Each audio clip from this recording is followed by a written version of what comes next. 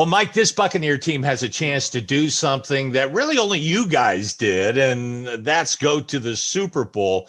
Do you take pride in that as a former Buccaneer, or is there a part of you that's kind of like the undefeated Dolphins, to where you're thinking, no, that's just our thing? I do. I mean, the Bucks are that's my family, right? That's who, um, they gave me the opportunity to live my dream, for my professional life. But again, yeah, no, I mean, there's a situation that say we feel like our team is the only team that ever won, but obviously we know sports changes and things change and records change and records are broke and whatever it is in sports, and so I'm rooting for them. I mean, they have a great set, they have a great opportunity, great leadership, and the organization is unbelievable, and I love their coach. What would it have been like to have played with Tom Brady? It probably, awesome. Obviously a guy that the way he's taken charge, the way his demeanor is, just to see it and experience it of all of everything that we've heard over the years. But I played with some unbelievable quarterbacks too. You know what I mean? They've done the job. Brad Johnson, he was the man to me. You know what I mean? And then it's a different era too to play than what I'm used to or what I was accustomed to playing during the pros. So, I heard Bruce doesn't like fullbacks anyway. So no, I'm just kidding. I like to razz him on that. I heard, but just in general, Tom, unbelievable. You talk about a guy bringing teams to AFC championships, Super Bowls each and every year, doing his thing. How focused he is, what type of team he has, how he prevails through his roller coaster ride up and down each and every year, how they talk about, his relationships with his players and his coaches, Belichick and all that stuff. But you know what? They're there for the game. They're there they have a purpose and they want to win. And then you see that now. I mean, he's still, he still takes it serious. I mean, I'm not just saying serious. It's everything when he steps into that in that facility, into that locker room, into that onto that field. It's everything, and he's pouring everything out of it, and he expects all of his fellow comrades to do the same thing, right? When you look at this Buccaneer defense, of course, it's so tough against the run. You face some pretty good run defenses as well. Does this Bucs run defense, remind you of any defense that you played against? No, they're tough. I mean, they got a very athletic, big defensive line, right? They got linebackers that run sideline to sideline. Their front seven, they're good. They're good. But yeah, I have played against some during practice, and that was the Buccaneers of my era, right? I mean, how many times were they ranked in the top three defensively in our time? But yeah, I saw some, but they gotta have it all. They gotta figure out a little bit more, right? Their experience on the back end, is hurting them a little bit. But again, they're a very good defense. They're a very good defense, and you know, just you gotta button up a little bit. Was there a true competition between the offense and defense during that Super Bowl year, the years before that? I mean, what was that like in practice? Oh God. Oh geez. Yeah. It started from when we walked into the meeting room, because you have Monty Kiffin, who is defense, and you have John Gruden, who's offense. Even though John Gruden's head coach, it wasn't like Dungy. He was the head coach, and then you had Shula, and you had, Monty Kiffin, or as a defense coordinator. It wasn't like that. I mean, you had the head coach, who was offense guy, and then you basically had Monty Kiffin, who's head coach of the defense, and they're going at it. We're going at it. You know what I mean? And yeah, I know it's a competition, especially when it was in those type of periods and those situations where it's like, hey, all right, this is not just this is full slam go here. So yeah, especially 7-on-7, red zone, backed up, a lot of those things. Yeah, no, we competed against each other. We offensively, we competed against the best.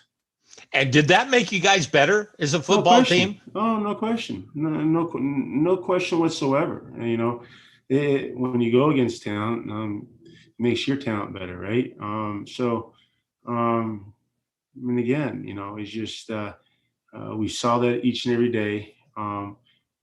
But that was only in certain times, obviously during camp and in certain times, because we didn't have the luxury of having only 14 padded practices out of a season when I was playing. We had padded practices every damn day, right? So that's why we had to be pick and choose our contact and our full go periods. But again, every day. I remember on Wednesdays and Wednesdays and Thursdays. When we go 9-on-7 for 12, 15 plays, it's on. It doesn't matter if it's game week. Hey, bring it. Bring the wood. All right. It's a running period. Everybody knows we're running the ball and we're going to run downhill. Let's go. You know what I mean? So it was thumping. And that was one of our live periods every week that, again, all right, take your skirts off and let's go out there and play. Okay. Now with that, what was the locker room like? Was it a tight locker room? Did guys get along? Was it happy? What was it like? Yeah, no, very, very, very tight. Competitive too, but tight, very tight locker room. You knew your guys that had their roles and who ran that locker room, and how and what who spoke and who didn't. It wasn't like, hey, you know what, you go in there, you don't speak. No, everybody's good. But again, there's some guys that really controlled it and said, hey, here's a team meeting, or when you get into your especially your position meetings, right? You had your leaders of your position, and then that funneled into the locker room. So yeah, no question. Everybody understood whose role it was, and I think that's what was most important. When we played, I knew my role. Work knew his role. The other guys, Rondé and Lynchy, everybody in that room knew their role. The linebackers with Brooksy and Corals, everybody in that, and they knew their role. They knew that, hey, they were part-time position and full-time special teams and whatnot.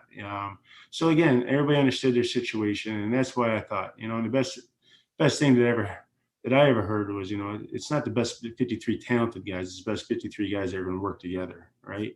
And that was Dungy's motto. Again, if we can get 53 guys around the same page, understand the role, and play well together with each other and like each other, them are the guys that we want. We know what Tony Dungy meant to the community, but take me into your mind the day that he was let go. How did that affect you? And how do you think that affected that team to lose a guy that you guys have been so close to? Yeah, difficult. Extremely, extremely difficult. Just heartbreaking. This is a guy that came in, drafted me, asked me to come to Tampa, play for him, and we couldn't get it done for him. You know what I mean? We couldn't get it done, and we were passionate. This Coach Dungy, taught us more about just in the X and O's and in between the lines football. We community people, right? Being involved in the community, doing stuff for each other, being committed. If you say you're going to be there, be there. Stuff like that. I don't know how many conversations we've had.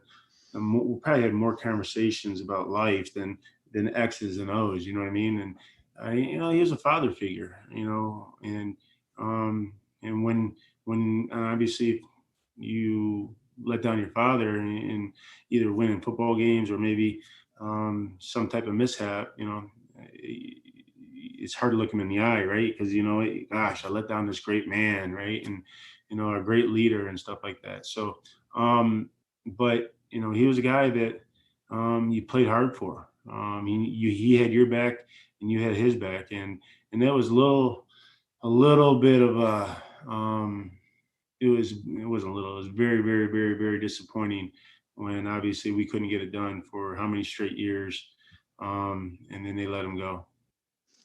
Do you miss playing? I do. I miss playing. I miss the locker room. I miss the schedule. I miss the daily routine, the daily grind. That's what I miss. I know that I can't play physically. I know that it's a different era, and I don't know how much I would even play. You know what I mean?